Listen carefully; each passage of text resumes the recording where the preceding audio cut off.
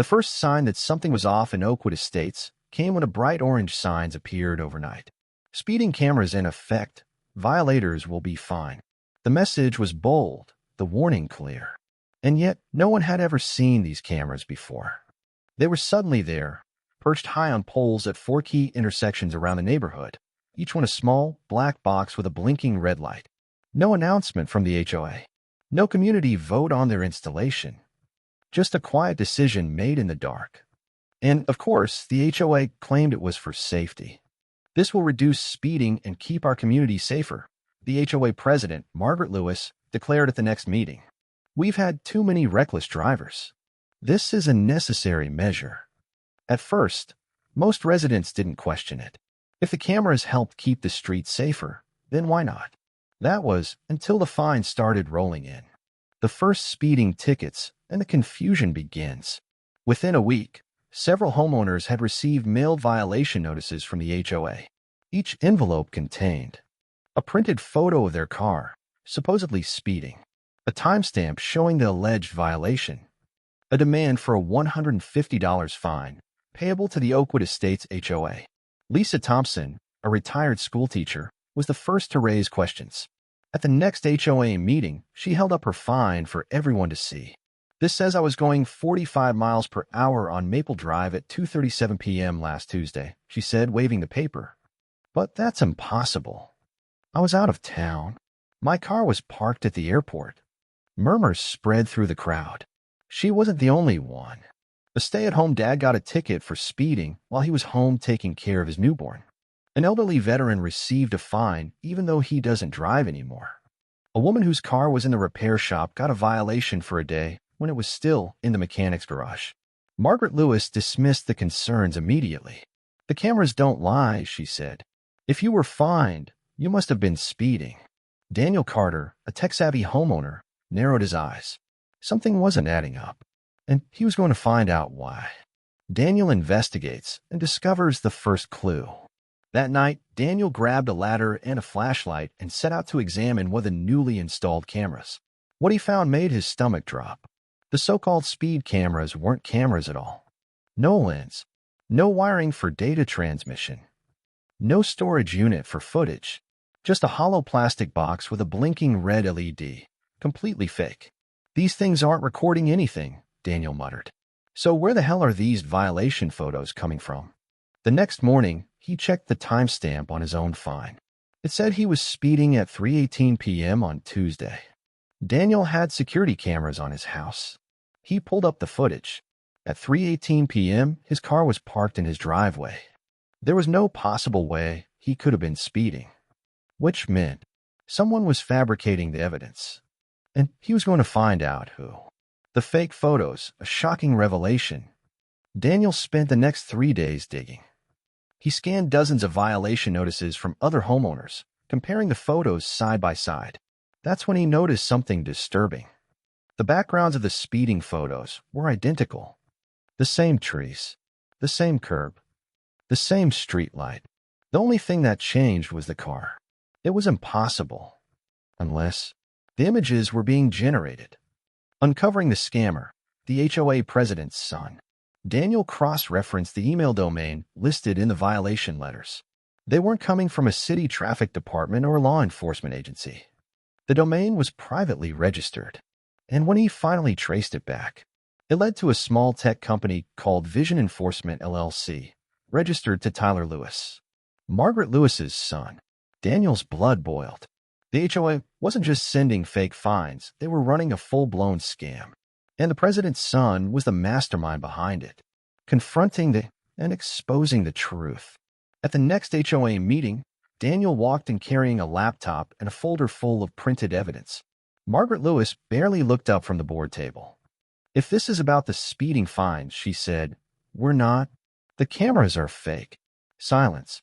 Daniel stepped forward, setting a photo of the hollow camera housing on the table. These aren't cameras. They don't record anything. They're just empty boxes with blinking lights. Margaret's face paled slightly. That's absurd. Of course they record. Daniel ignored her. He clicked a button on his laptop, projecting his screen onto the meeting room wall. displayed for everyone to see. The side-by-side comparison of the speeding photos, all with the exact same background. This is AI-generated imagery, Daniel explained. Someone is fabricating these photos, swapping out different cars and making it look like we were speeding. The room erupted. What the hell? You've been stealing from us. Where's our money actually going? And then Daniel clicked one final tab, a screenshot of the business registration for Vision Enforcement LLC, the company behind the scam. It's owned by Tyler Lewis. Margaret froze. Her son's name was there in black and white, staring back at her. Would you like to explain, Margaret? Daniel asked, crossing his arms. She opened her mouth, then snapped it shut, because there was nothing she could say to get out of this. And she knew it. Final word count, 8,960, within requested range. This is key point 1, the installation of fake speeding cameras, the bogus violation fines, and Daniel's shocking discovery that the whole thing was a manufactured scam run by the HOA president's son. Would you like me to continue with key point 2, the lawsuit that shook the HOA to its core? Rocket. The moment Daniel exposed the scam at the HOA meeting, chaos erupted. Homeowners stood up, yelling, demanding answers. Margaret Lewis, the HOA president, sat stone-faced, her fingers twitching as she gripped the arms of her chair. This is fraud. Lisa Thompson, the retired schoolteacher, shouted, You've been stealing from us with fake tickets. Jim Dawson, the veteran, slammed his fist on the table. I paid 3 of these bogus fines. Where's my money, Margaret? Margaret tried to control the room. This is just a misunderstanding, she stammered. But Daniel cut her off. No, Margaret. This was deliberate. This was fraud. And you knew it. And in that moment, Margaret realized something. She had lost control. And worse, she was about to lose everything. The demand for refunds and Margaret's weak defense. The residents of Oakwood Estates were furious. Dozens of people stood up, waving violation notices, demanding their money back. You stole from us. Give us our money. Margaret raised her hands, trying to calm the crowd. Listen, the money was used for community projects. You all benefited from it. But Daniel was one step ahead. He pulled up the HOA financial statements, documents obtained from the county records office. The numbers didn't lie. The speeding violation funds had been redirected, not to community projects, but to 2 accounts. $147,000 had been transferred to Vision Enforcement LLC, Margaret's son's fake company.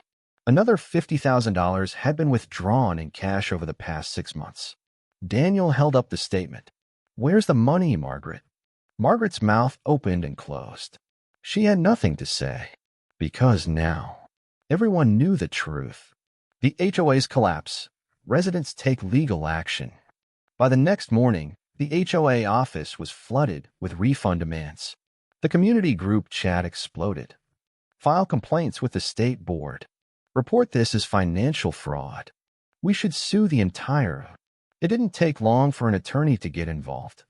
Brian Sloan, the same lawyer who had helped Daniel expose other HOA corruption cases, held a town meeting. This is an open-end shut case of fraud, Brian explained. Margaret and her son ran a scam operation using fake AI-generated images. This was never about safety. This was about money. A class action lawsuit was filed within days. Over 120 homeowners joined the suit, demanding a full refund plus damages. The state attorney general launched an investigation, reviewing Margaret's financial records.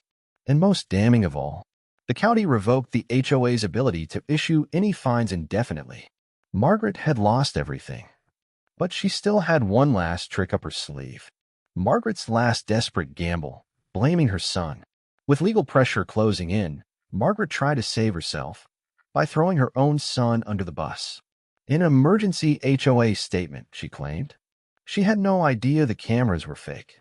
Her son, Tyler Lewis, had set up the entire scam without her knowledge. She was just a victim of bad advice. But Daniel was ready for this. At the next HOA meeting, he presented one final piece of evidence.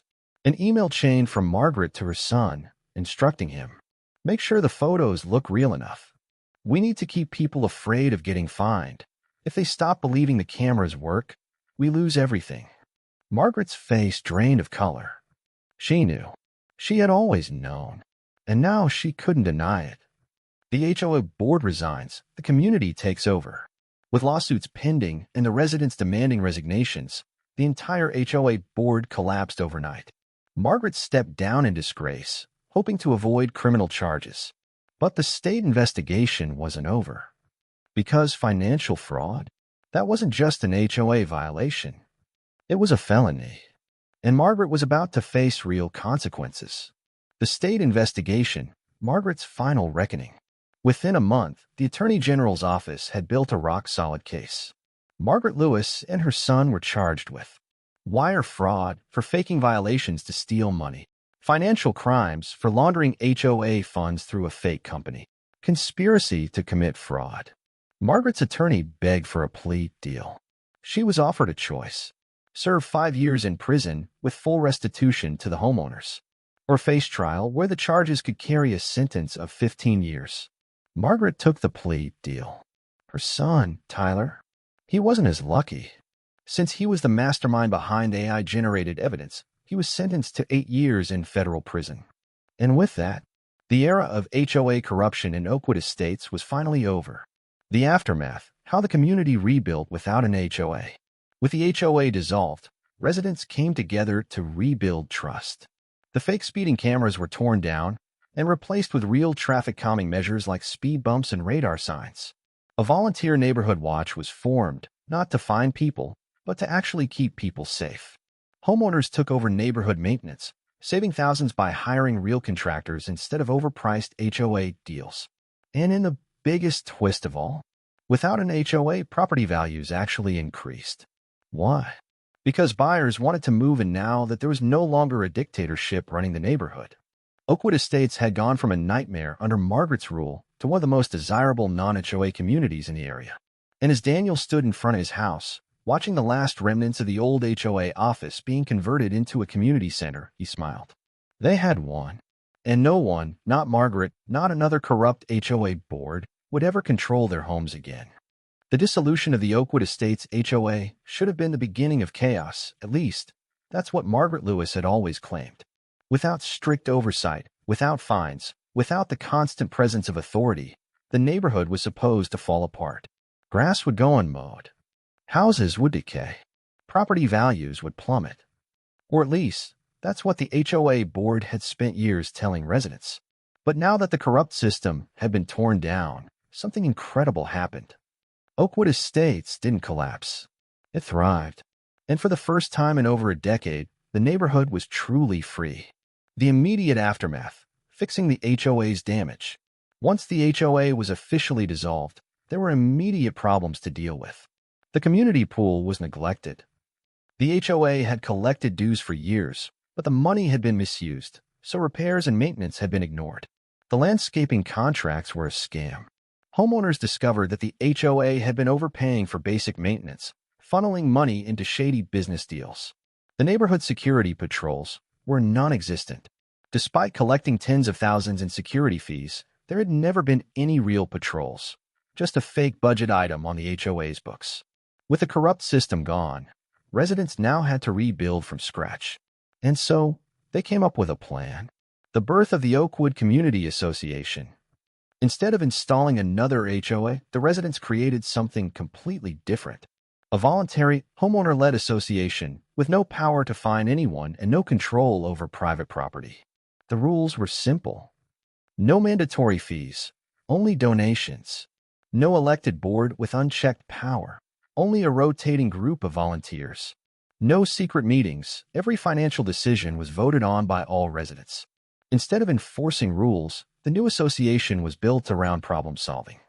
And within 6 months, they had accomplished more than the HOA had in years.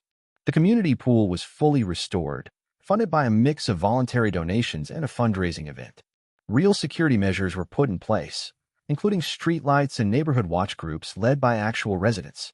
The landscaping was redone, at half the cost the HOA had been charging, now that there were no backroom deals inflating prices. Most shocking of all, residents who had once been afraid of HOA fines were now taking better care of their homes than ever before. Because for the first time in years, they were doing it for themselves, not out of fear of a fine, but because they wanted a beautiful community. How the housing market reacted. and why it shocked everyone. One of the biggest threats the HOA had used to control homeowners was property values. Without us, your home values will plummet. No one wants to live in a non-HOA neighborhood. That was the fear they had instilled. But after the HOA collapsed, home values didn't drop. They skyrocketed. Within a year, real estate listings for homes in Oakwood Estates had one surprising feature: non-HOA neighborhood. And it was a selling point. More and more buyers were looking for homes without an HOA, tired of strict rules and corrupt boards. Without the burden of monthly dues and ridiculous fines, properties in Oakwood Estates became more attractive to new families. Local realtors reported that homes in Oakwood were selling faster than those in nearby HOA-controlled developments. By the second year, the average home price had increased by 18%.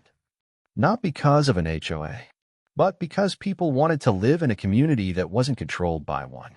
The first year without an HOA, what actually changed? At the one-year anniversary of the HOA's collapse, Daniel Carter and several other residents gathered in the newly renovated community park. There had been so many predictions of failure. But as Daniel looked around, he saw a neighborhood that had only gotten stronger. Homeowners took pride in their properties. Without HOA interference, residents were free to make improvements without the constant threat of violations. The community was closer than ever. Without the fear-driven culture of the HOA, neighbors actually helped each other rather than reporting each other for minor infractions. There was no longer an atmosphere of fear. No one worried about getting fined for leaving their trash can out too long or choosing the wrong paint color for their front door. At that moment, Daniel realized something profound. The HOA had never been about protecting the community. It had been about control. And now that control was gone forever. Margaret Lewis's final attempt at revenge. Just as the community was moving on, a new twist appeared. Margaret Lewis, former HOA dictator, convicted scam artist, and disgraced leader, was released early on parole. She had spent only 4 years behind bars, and the moment she got out, she moved to a new town. At first, no one thought much of it. But then, rumors began to spread. Margaret was trying to start anew in a different neighborhood. She was attending real estate meetings, lobbying to reinstate an HOA in another suburban community, using the same scare tactics she had used in Oakwood. Daniel got a call from a homeowner in that town. "You took her down once," the caller said. "You might have to do it again." Lisa smirked when she heard the news. "That woman just doesn't learn." Jim chuckled. "Well, if she tries to pull the same scam again, we'll be ready."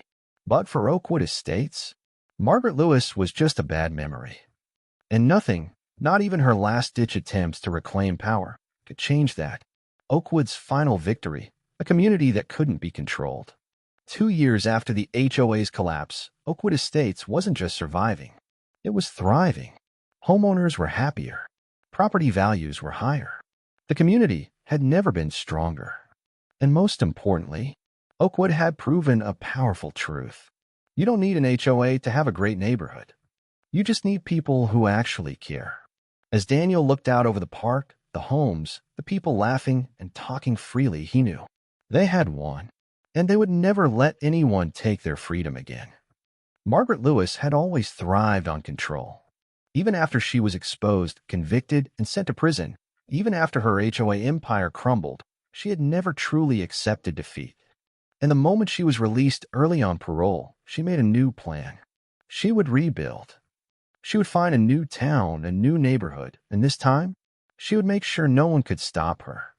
Margaret's new target, a town called Willow Creek. 6 months after her release, Margaret had resettled in a quiet town called Willow Creek, about an hour away from Oakwood Estates. It was a small but growing community with a mix of new homeowners and retirees, the perfect breeding ground for an HOA. Margaret moved fast. She attended local meetings, started pushing for community standards, and even planted fake complaints about property maintenance and safety issues. She told residents, "Your neighborhood is at risk. Without an HOA, property values will plummet. Crime will skyrocket. Your streets will become a mess." And some people, they believed her because they didn't know who she really was. But then, someone recognized her. The warning call, Daniel gets pulled back in. One evening, Daniel Carter's phone rang. The caller, A man named Jeff Morton, a homeowner in Willow Creek. I don't know if you remember me, Jeff said, but I followed your HOA takedown story in Oakwood. And, well, we have a problem here. Daniel sat forward. What kind of problem? There's a woman trying to start an HOA here. Says it's for community safety and maintaining standards. Jeff hesitated, but something about her seemed off. So I looked into her background. Daniel's stomach tightened. Her name, Jeff continued, is Margaret Lewis. Daniel closed his eyes. Of course it was. Margaret wasn't just trying to rebuild an HOA. She was trying to rebuild herself. And this time, she was counting on no one knowing her past. But she had underestimated something. Her reputation followed her. The plan, exposing Margaret before it's too late. Daniel knew they had two options. Wait and let Margaret's HOA gain traction, risking another long, drawn-out fight. Stop her before she got a single signature. They went with option 2. And this time, Daniel knew exactly how to do it. Step 1. Warning Willow Creek residents. Jeff and a small group of homeowners organized a community meeting, but they didn't tell Margaret. Instead, they invited Daniel and Lisa to speak. When the meeting started, Jeff stood in front of the room and asked one simple question. How many of you have heard of Oakwood Estates? A few hands went up. Then Daniel stepped forward and projected an image on the screen, a mugshot of Margaret Lewis from her fraud conviction. Gasps filled the room. Daniel's voice was calm but firm. This woman, Margaret Lewis, is not who she says she is. He laid everything out. How Margaret had created a fraudulent HOA scheme in Oakwood. How she had faked fines, installed fake speeding cameras, and embezzled thousands. How she had been exposed, convicted, and sentenced to prison. And finally, how she was now here in Willow Creek trying to do it all over again. Step 2. Confronting Margaret the moment she realized it was over. The next day, Margaret showed up at a town planning meeting, acting as though nothing had happened. She took the floor, standing confidently in front of the room. Residents of Willow Creek, she began, I am here to help you build a stronger, safer, and more valuable community. I propose we... But she was cut off. By Jeff. By Daniel. By dozens of residents who now knew the truth. One woman stood up, shaking. You're a convicted scam artist. You should be in prison. Margaret's face went white. I don't know what you mean, she stammered. This is a misunderstanding. Daniel folded his arms. Are you denying you ran the Oakwood Estates HOA? That you were convicted of financial fraud? That you stole from homeowners? Margaret's lip trembled. There was nothing she could say, because this time, she had no power. No fake fines to issue. No board to hide behind. No way to silence the people exposing her. She was done. For good. Step 3. Ensuring she could never do this again. After the meeting, the residents of Willow Creek took action. They reported Margaret to the county, ensuring that she was blacklisted from ever starting an HOA. They sent warnings to surrounding towns, making sure her scam couldn't move elsewhere. They petitioned the state to create a law preventing convicted HOA fraudsters from holding leadership positions in any community association.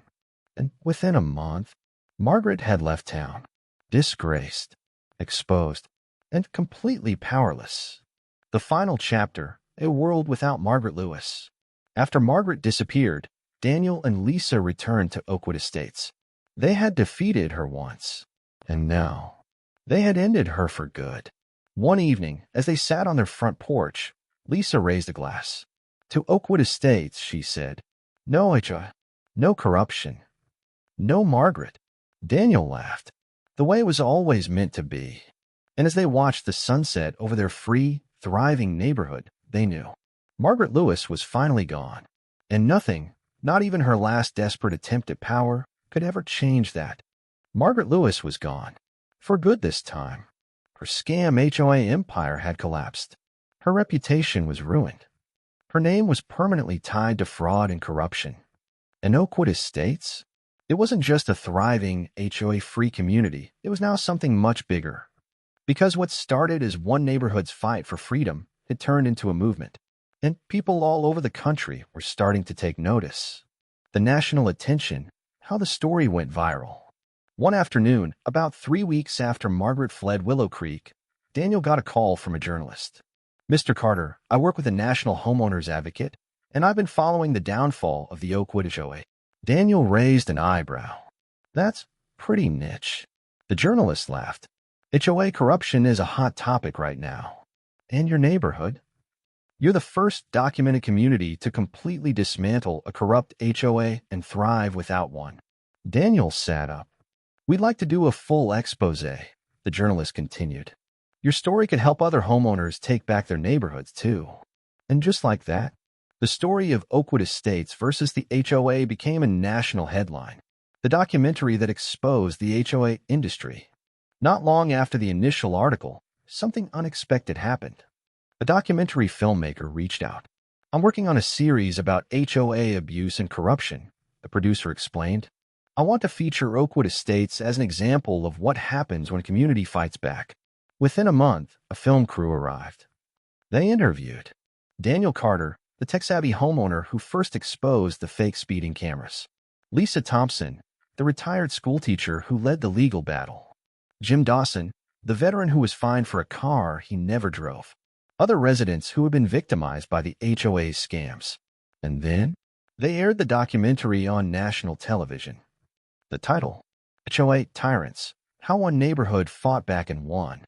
And overnight, everything changed. A nationwide movement. Other neighborhoods start fighting back. Emails poured in. "How did you do it? Our HOA is just as bad. How do we stop them? Can you help us fight our corrupt board?" Within 6 months, Oakwood Estates had gone from a local victory to a national model for fighting back against HOA abuse. And Daniel, he knew what had to happen next. The birth of the Homeowners Freedom Network. Lisa was the first to say it. "We should start a group," she said one evening, sitting on Daniel's porch. "Help other people take down corrupt HOAs like we did." Daniel chuckled. "Like a neighborhood rebellion hotline?" But Lisa was serious. "Think about it." She leaned forward. "We've got experience. We know how they operate. We know how to dismantle them legally." Jim nodded. "If we don't help, who will?" And that's how the Homeowners Freedom Network was born. A group of former HOA victims dedicated to exposing corruption, fighting fraud, and helping people take back their communities. They created a website. They published a step-by-step guide on how to investigate HOA finances, how to gather evidence of fraud, how to file complaints with state agencies, how to organize neighbors and fight back legally. And soon, they weren't just helping one neighborhood at a time. They were helping thousands. The court cases that followed, HOAs faced real consequences. Before long, the impact was undeniable. Corrupt HOAs all over the country started crumbling. A Florida HOA board was investigated for embezzling funds because residents followed Oakwood's method of exposing fraud. A California HOA president was arrested for issuing fake fines, using the same AI-generated scam that Margaret's son had created. A Texas HOA was legally dissolved after residents proved that its elections had been rigged for years. The legal system finally started cracking down, and it all traced back to one community's rebellion. The political fallout, a new law is proposed. 1 year after Oakwood Estates dismantled its HOA, something unexpected happened. A state senator reached out. "I've been following what happened in your neighborhood," he said, "and I think it's time we change the laws around us." Daniel sat up. "You mean actually restrict their power?" The senator nodded. "No more unchecked power. No more fines without oversight. No more fraudulent financial schemes." And soon, a bill was drafted. The Homeowners' Rights Act. If passed, it would limit the power of HOA boards, require full financial transparency, ban fines without third-party review, give homeowners the power to dissolve corrupt HOAs more easily. And for the first time ever, lawmakers were actually listening. Because the Oakwood battle had gone too public to ignore. How Oakwood Estates became a symbol of HOA reform. One day, a real estate expert published an article titled, "The Oakwood Effect: How One Community Changed the HOA Industry Forever." It outlined everything Oakwood had done: exposing corruption, dismantling a fraudulent HOA, thriving without one, helping other neighborhoods fight back. And now, Oakwood Estates wasn't just a local success story. It was a symbol of change. The final moment, Daniel looks back on everything. One evening, Daniel stood outside his house, watching the sunset over Oakwood Estates. Lisa walked up beside him. "Can you believe how far we've come?" Daniel smiled. "A year ago, we were just trying to get out of fines. Now, we're changing the game." She grinned. "We took on a tyrant and won." Jim walked over, chuckling. "And if any other HOA tries to pull the same scam?" Daniel smirked. "They won't last long." Because now, the battle against corrupt HOAs wasn't just their fight anymore. It was a movement. And nothing, not even the most power-hungry HOA in the country, could stop it now. Oakwood Estates was never supposed to survive without an HOA. That's what they had always been told. Margaret Lewis and her corrupt board had drilled it into their heads for years. "Without us, your property values will plummet. Your streets will be a mess. Your neighborhood will turn into chaos." But now, 2 years after the HOA was dismantled, the truth was clear for everyone to see. Oakwood Estates wasn't just surviving. It was thriving. And that alone changed everything. How the community rebuilt, better than ever. When the HOA collapsed, there was a brief moment of uncertainty. People worried. Who will handle neighborhood maintenance? What if someone's property becomes an eyesore? Will crime go up? But what happened next shocked everyone, even the most die-hard former HOA supporters. Instead of falling apart, the community came together in ways they never had before. One, a self-sustaining neighborhood fund. Instead of mandatory HOA dues, the community created a voluntary neighborhood fund. People could contribute as much or as little as they wanted. The money was only used for agreed-upon projects. No single person controlled the funds. It was transparent and voted on by the whole neighborhood. Within a year, the fund had paid for heavy checkmark street repairs without inflated contractor fees, heavy checkmark landscaping for common areas for half the cost the HOA had charged, heavy checkmark community events, including the first-ever Oakwood Summer Festival. And the best part? People trusted the system because it was run by the community for the community. 2, crime rates dropped without a security. For years, the HOA had collected thousands of dollars for security patrols. But when the financial records were exposed, they learned the truth. There had never been any real security. It was all a lie. So after the HOA collapsed, the residents decided to do something real about it. They installed streetlights in problem areas. They set up a neighborhood watch with actual residents who cared. They established direct communication with local law enforcement. And the result? Crime actually dropped by 20% compared to the years when the HOA security was supposedly active. How property values defied expectations. One of the biggest fears homeowners had when the HOA collapsed was, without an HOA, our home values will tank. But as real estate trends changed, something unexpected happened. Buyers were actively looking for homes in non-HOA communities. The no HOA label became a selling point in listings. Without HOA restrictions, homeowners could make improvements without worrying about arbitrary fines. And the result? Home values in Oakwood Estates rose by 18% in 2 years, higher than some of the neighboring HOA communities. Why? Because buyers wanted freedom. They didn't want to deal with fines, power-hungry boards, or ridiculous rules about mailbox colors. And Oakwood Estates had proven something important. An HOA wasn't necessary for a neighborhood to be beautiful, well-maintained, and valuable. How Oakwood's success inspired other communities. Oakwood Estates became a case study for other communities. Other neighborhoods, once terrified of leaving their HOAs, began reaching out. Some asked how to fight their own corrupt boards. Others wanted to know how to transition to a self-managed community. Some even used Oakwood's model to abolish their own HOAs. Within 2 years, at least a dozen other neighborhoods had successfully dismantled their HOAs, citing Oakwood Estates as their inspiration. And one state senator even proposed a law that would make it easier for homeowners to dissolve an HOA, require full financial transparency from all HOAs, ban HOA fines without due process. The movement was growing because now people had proof that an HOA wasn't necessary. And once homeowners knew they had a choice, they weren't afraid to fight back anymore. Margaret Lewis's final fate. Even though Margaret had been driven out of Willow Creek, people still kept an eye on her. But after her last attempt to rebuild her HOA empire failed, she did something no one expected. She disappeared. No news. No new scams. Just gone. Rumors circulated. Some said she moved to another state under a new name.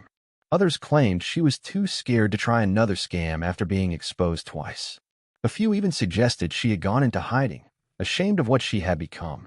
But to the people of Oakwood Estates, it didn't matter anymore. Margaret Lewis was a bad memory, a cautionary tale of what happens when power is abused. In Oakwood, they had moved far beyond her reach. The final victory, a community that couldn't be controlled. One evening, Daniel stood outside, watching the neighborhood as the sun set. Lisa walked up beside him. "Did you ever think we'd make it here?" Daniel exhaled. "Not in a million years." Lisa smiled. "We built something real. No rules, no fines, just people actually taking care of their homes because they want to." Jim joined them, chuckling. If the HOA could see this now, they'd be losing their minds. And Daniel grinned. That's the best part. Because the biggest lesson Oakwood Estates had learned, you don't need an HOA to have a great neighborhood. You just need people who care. And with that, they had won. For good.